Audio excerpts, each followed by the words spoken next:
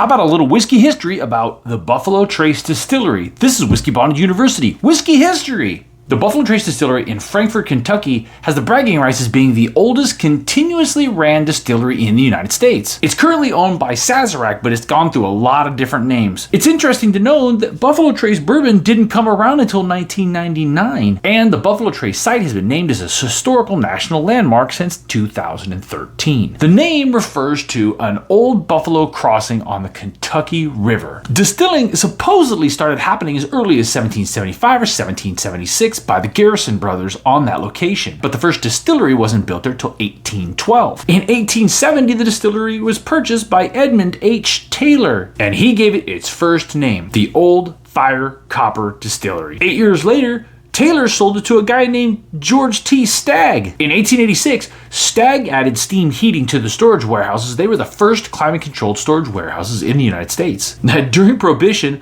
Buffalo Trace continued producing bourbon because it was for medicinal purposes. Bottom line is, distilleries like Buffalo Trace have rich histories, and they love to bring that history back into current times by naming some of the bourbons after some of the significant historical figures involved in the history. So there you go. There's a little bit of the history to the Buffalo Trace Distillery in Frankfort, Kentucky.